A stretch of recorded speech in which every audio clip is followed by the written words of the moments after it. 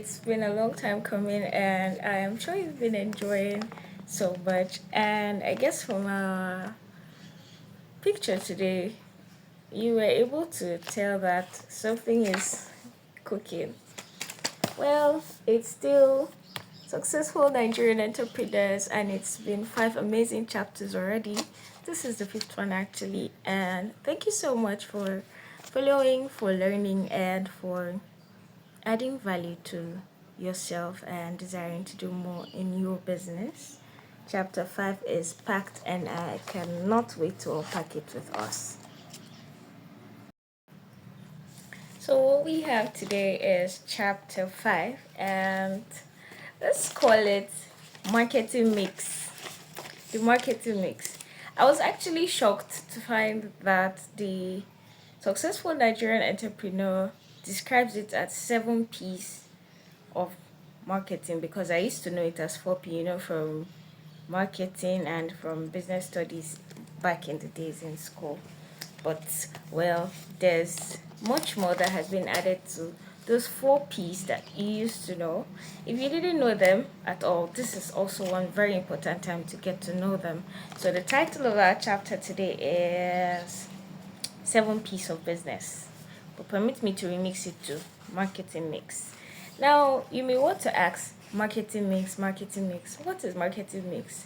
Marketing mix is the framework that provides the foundation for ensuring that your business operates in a sustainable and responsible manner. So every sequence of the operation of your business is what marketing mix does for you, from the pricing of your business to the promotion you're intending to use to the place to the target people, everything encompassing your customer, your delivery, and your product is what the marketing mix is. No wonder it is called the marketing mix, because it's like adding the butter and the sugar and mixing it together, and then the eggs, and then the flour and the dry ingredients, dash worth ingredients, and everything that will now come together to be baked to give you a good outcome, which is your cake. So that is what marketing mix is all about. And the successful Nigerian entrepreneur describes it in 7 wholesome topics. But before then, we are going to answer some questions that have been asked in this book, and those questions would help you answer so many things rightly before we delve deeply into this chapter. Now, here are the questions. What are you selling? Now, it is important to know, in 2 chapters ago, I spoke about how important it is for you to be able to pitch yourself. And these are some of the questions that you must answer to be able to pitch your business. Now, here are the questions. What are you selling? You should be able to tell us that these are the range of products or services, or products and services that I offer as an entrepreneur. That is highly important to determine your marketing mix, because again, how do you know who you are to sell to if you do not know what you're selling? Basic. How much will you charge? Now, if it's something that you are selling as a product, what are you going to charge? If it is a service you're offering because you know how to, how much does your time put into that service worth? What are you charging for what you're offering? That is another important question that you must answer. Another is, how will you deliver your products to your buyer?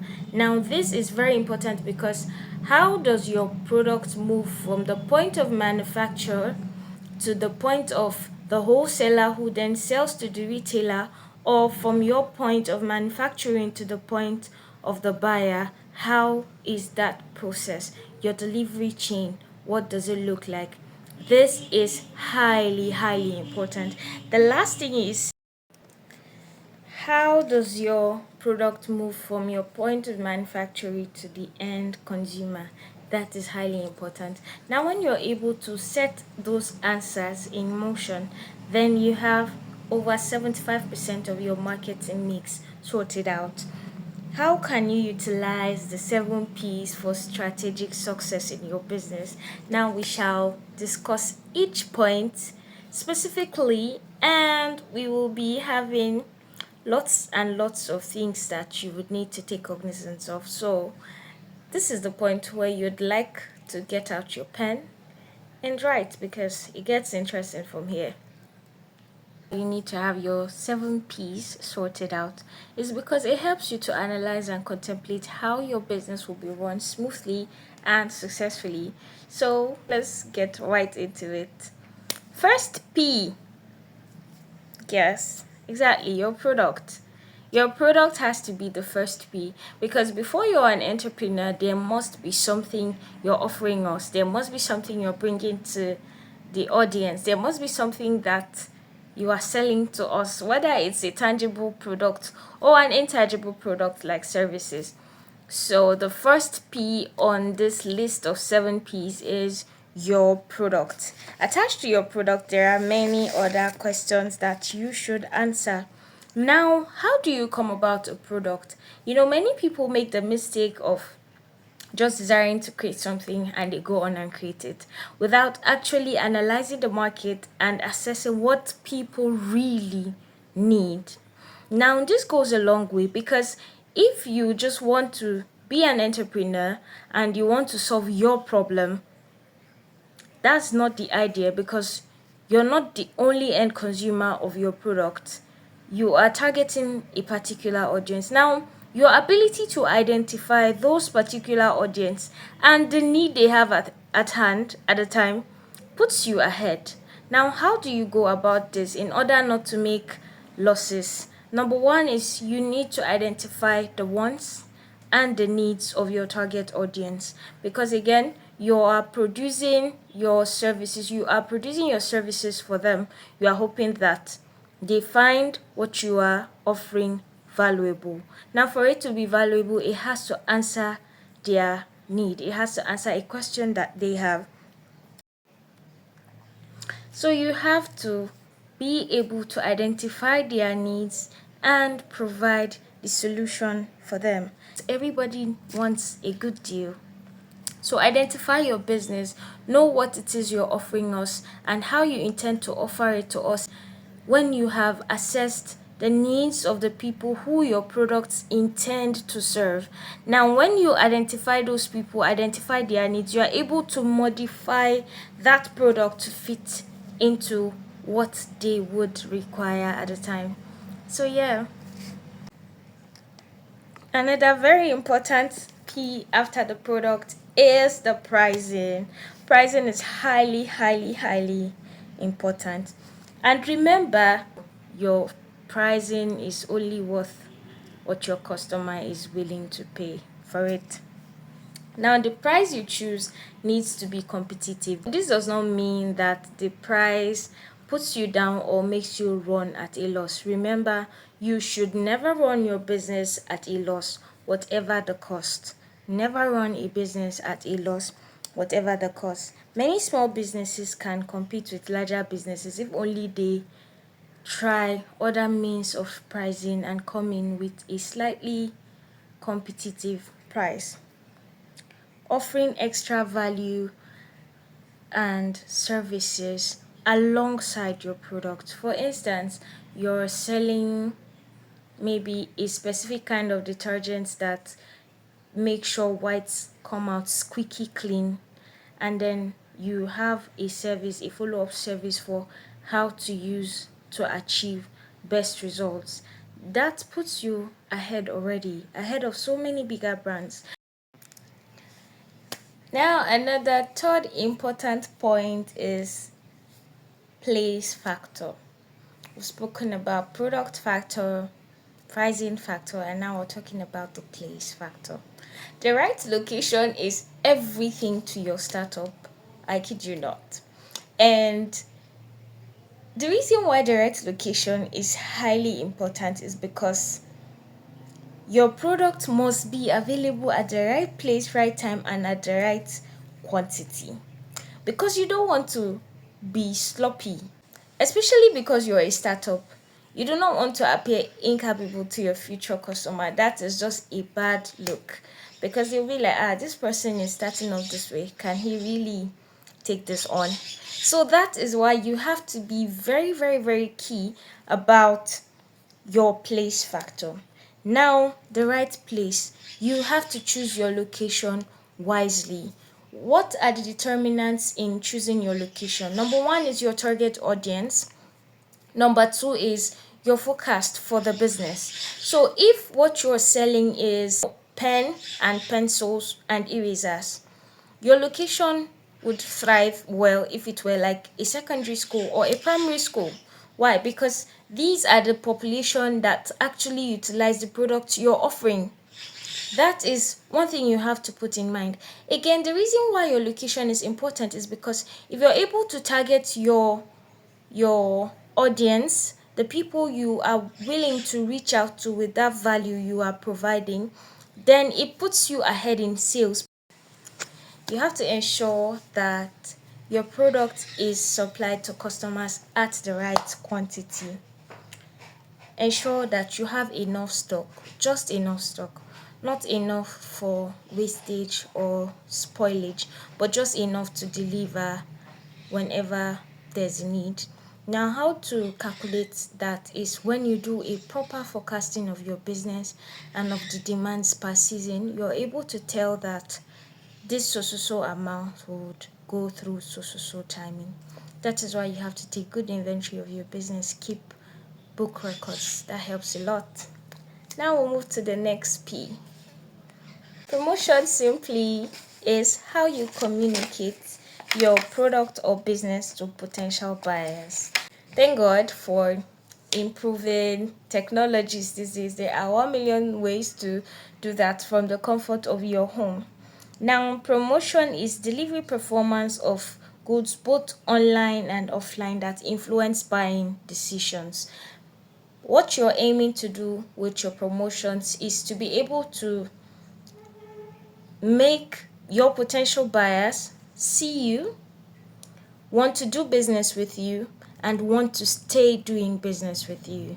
So promotion is everything encompassed that helps you do that or achieve that. Now, there are many ways through which promotions are achieved for businesses. One of the many ways is advertising. Yeah, you need to make adverts. Let people see you.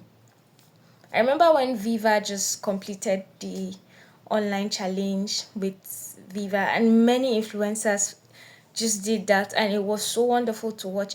And that was like one of the highlights of Viva this year. So you should think about how to make your potential customers see you. Where are they? Are they online? If they are online, then you need to think about running advertisements using ads or using social media influencers. If they are outside and they do not have access to phones, maybe they are market women who do not even have Androids, then you have to think about billboards, flyers, posters, you know.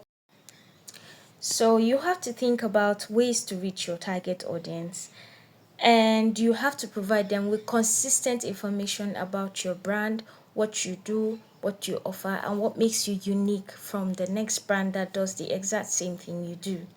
Now, you have to give them also a reason to choose your business over the other. Remember, you have competitors, and because you're starting, you're probably on the lowest chain of that business. So you have to offer high value that these people would see a need why they must interact with you and keep your business at heart for that particular product. That is very important to keep in mind. Now, there are tips also that you have to be conscious about. Now, you have to list your item as featured, limited, new, or exclusive product. Now, there's one thing that comes to mind, one brand, Timo. Timo is always telling you exclusive, limited, few, last two, that is promotion, because they want you to, they are trying to entice you to see a need while you need to purchase this. Now you have to join also a community, an online or offline community. Be part of a community that allows you to advertise your business and grow. You also have to write a guide or product review for your business, something that just helps your customer understand the product or the service better and how to utilize it efficiently. That is very, very, very important. So keep that in mind while you exhaust every means to ensure that you're doing the right promotion for your business. So the next factor is the people factor. Remember, what is your business without the people? The people, from those who work for you to those who are the end consumers of your products. Everybody on the chain is highly important to the smooth running of that business. Now, your customers will make an impression of your product to people. So what that means is that your customers who have used your product, that are either satisfied or dissatisfied, would actually talk to somebody else about your product, and their impression of your product will eventually be translated to that person. So that is one thing that you have to keep in mind. The reputation of your brand rests in your people's hands. Very important, because these people are the people who are giving the feedbacks on what your product is. One person can just say, don't patronize, it's bad, it's stale, it's not nice, and that could be the end of your business, or that would be such a very hard phase to overcome as a startup. So you have to keep in mind that your business is very important. Also know that your staff, the staff that runs this business with you, will have to be appropriately trained on dealing with people, because you do not want to have any experience where somebody is embarrassed because your employees do not know how to handle situations. So you have to keep that in mind. Even when you start your business alone, remember that your people include not only your employee, but those you also use as delivery. They are part of your people. So you have to keep that in mind. Everybody you use is part of your people for your business. Many buyers cannot separate products they buy from the sellers. That's why your sellers have to be top notch. I remember I went to a market one time. I wanted to just buy small, we call it kaimia, vegetables. And then the woman there just answered me snobbishly. Me so. That's like, what do you want for my language? And then I was there, don't worry, ma, I'll just, and I never went back to her shop. So people cannot separate the goods from the seller. That is why the seller also has to be a good person, has to learn people interaction. The level of after sales support and advice you give would also determine if these customers will stay with you. So remember, people is not only your end users or end consumers. People is everyone working with you from the point of manufacturing to the point of delivery. It is also anyone who is using your product.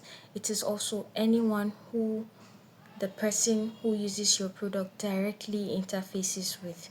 So you see why you have to create a lasting, lovely impression with anyone who patronizes your business. So yeah, that's very important. Do not joke with the people factor, because people need your product and you need people to need your product. That is how you make profit. Another very important point is the process. The process that is involved from point one to the end point is the process. How you go through from the point of manufacturing or outsourcing raw materials to manufacturing to quality control to delivery to packaging, everything to advertisement, everything is the process. The process you go through and the behavior of those who deliver such products are crucial to customer satisfaction. Remember that because you are looking to turn over profit, your customers have to be satisfied. Issues such as waiting time, information on products can greatly influence customer satisfaction. That is why you do not need to play with your process. Now, what are the tips to keep in mind here? Buyers do not care how you run your business. They just want to meet their needs. That is one thing that you have to put in mind. Seldom do buyers know the process that it takes. Maybe you're producing cakes and all. Many buyers don't want to know whether you mix butter and sugar and how many hours it took them.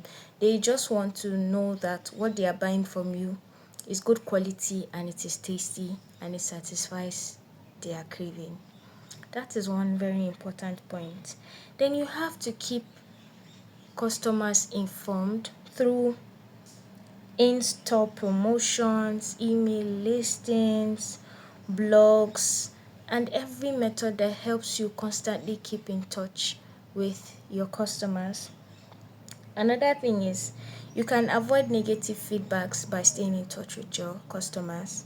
If your customers have access to you, for instance, they can walk into your store, see a consultant, and then they can have your opinion and you listen to them.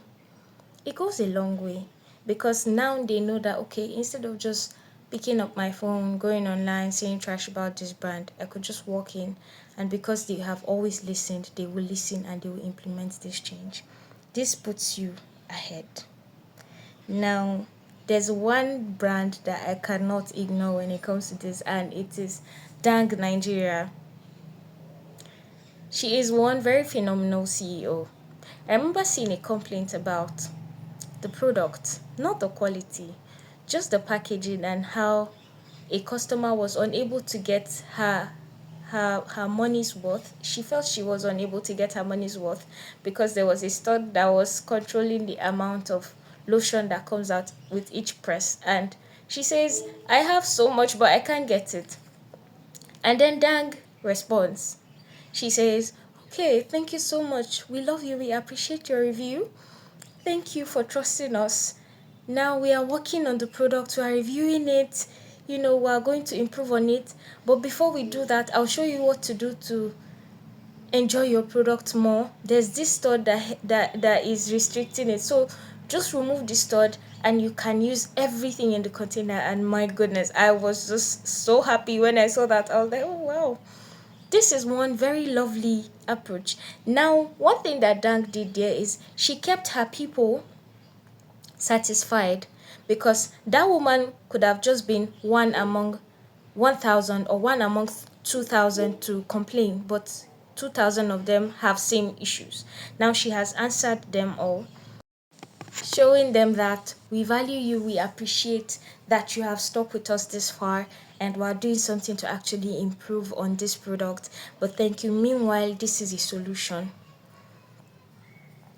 That process, I'm sure that from that experience, the Dang must have captured attention of other potential customers, because that is one very phenomenal way to address situations. So you have to keep process in mind. If there's a way, shorten the waiting period for your customers. If there isn't a way, make sure they are comfortable while they wait. If there's a way to ensure that they get follow up, ensure it. If it involves getting a staff, do it. If it involves like having a WhatsApp group, because again, you are a startup, so we're looking for ways to get the maximum benefits out of whatever you have around you, the maximum solution from whatever you have around you without necessarily spending a fortune. So WhatsApp has platforms, has communities. You could create a WhatsApp community, because that comes easy. All you need to have is data and an Android phone, which I presume you already have because you're a Gen Z startup. And all you need to do is have every customer in that group, and then you answer questions, daily reviews, sales, promotions, all go on that group. So this is one way. Now you have to think of how to make your product enjoyable, your services impeccable. That is one way to ensure that these customers are here and they are here to stay, because you do not just want a one-time customer. Nah, you're looking for customer loyalty, and it's one of the ways to do that. Finally, the last factor is the evidence factor. Evidence factor. I'm sure you may mean evidence. But really, it's not that far. Think about all the receipts from people who have used your products, reviews. Learn to share. Learn to share. These are the intangible aspects of your business that ensure your business stays afloat. So learn to share the parts of your business that are felt, not necessarily touched, and they cannot be measured, but they are experienced. That is the intangible part of your business, parts of it that is experienced. For instance, somebody ate your cake and they are like, oh my goodness, this is lovely. I've never had anything as good as this. That cannot be experienced from just seeing a flyer. The person has to have a taste of it. So you have to share that review with people so they know. Now, the physical evidence that you provide your buyers with will confirm any assumptions they may have had. So this thing looks good though, and then somebody left a review of this is good but this and that, and you post it. It may confirm what they are saying, and it also shows that you're transparent enough. So allow room for reviews and ensure that you're communicating with them. It also involves your premises, the location where you offer your business, what the environment looks like goes a long way to do lots of things. And this is one thing that you should keep in mind when you are running your business. Remember, this is very important for your business. The 7 P's, the marketing mix, have a very high need to be infused into your decision of running your business, because when you are able to answer these questions and use all the tips that have been provided in this chapter, then you will fly high. Thank you again for staying with us on chapter 5, and it has been amazing so far. If you have not seen chapter 1 to 4, you are missing out on a lot. You check on the playlist NYSC series on my YouTube and you'll find chapter 1 to 4.